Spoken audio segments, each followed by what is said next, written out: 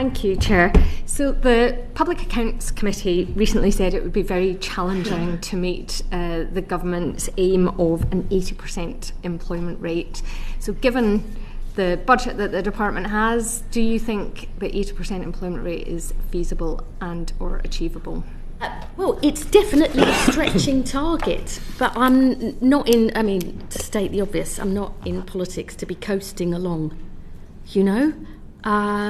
We want that stretching target. We've said it's a big ambition over a decade, but actually if our employment rate I think is just over 75%, but there are other countries, Switzerland and the Netherlands, who are over 80%.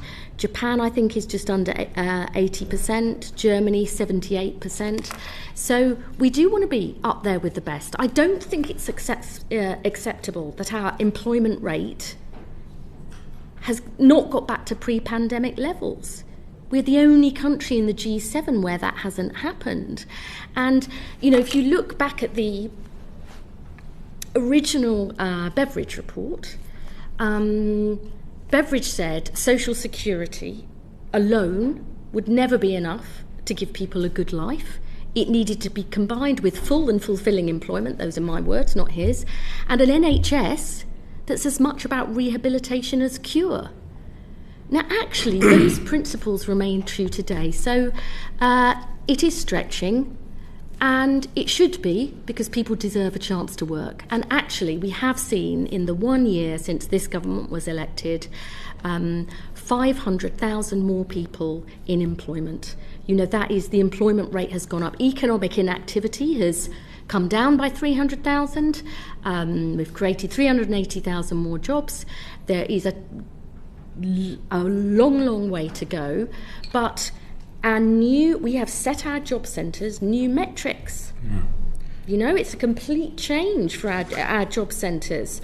Reduce the disparity in the employment gap between different regions. The employment rate for lone parents, for disabled people. We want to get it up right across the board. Sorry, Peter. No, I was going to go in exactly that same point that you were making. On this point about the focus of job centres. So the Minister for Employment told us that one of her priorities is for work coaches to have more time with claimants. So subsequently, Permanent Secretary, you told the Public Accounts Committee, because I was at the evidence session, that the DWP will be reducing the length and frequency of many work coach meetings because the evidence showed it does not make a difference to outcomes. So I guess my question, Secretary of State, is if work coach support doesn't help people find work, why is it mandatory for millions of people to meet with work coaches? Shall I build on that? Because, Ms Baxter was, as you say, at the Public Accounts Committee session in May, where we were talking about the creation of the Jobs and Careers Service and the opportunity there to take our existing resource of work coaches who are focused primarily on the intensive work search group within Universal Credit and move beyond that, because as the Secretary of State has said, our priority is to go beyond just the intensive work search group to support people, particularly people with health conditions, who previously have been left out of any support at all.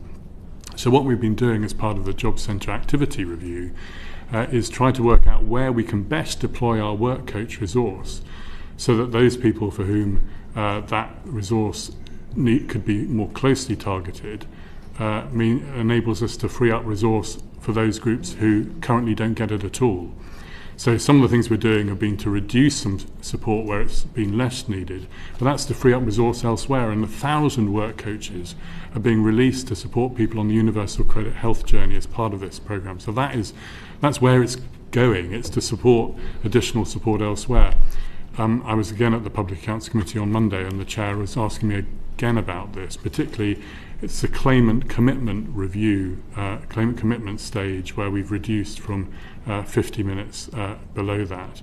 What I said is that where you have a situation where a claimant needs longer, if a work coach is thinking, well, I'm 20 minutes in, actually I could do with that extra half hour, then that can normally be accommodated because we want to do the right thing. But it's really about trying.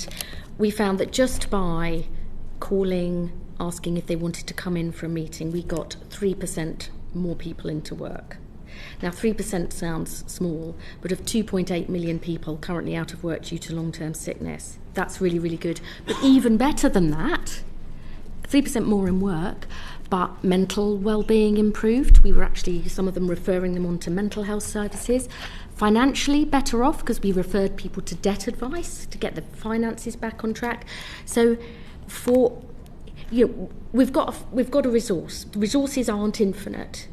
Our work coaches themselves say we don't need to focus on those people. Very quickly, job coaches tell me one real problem they've got is employers concerned about the national insurance rise. Has the department done an analysis of the likely impact on both the supply of jobs but also on wages in consequence of the national insurance rise itself? Well, actually, my experience of talking to employers even since that rise is many are desperate to recruit.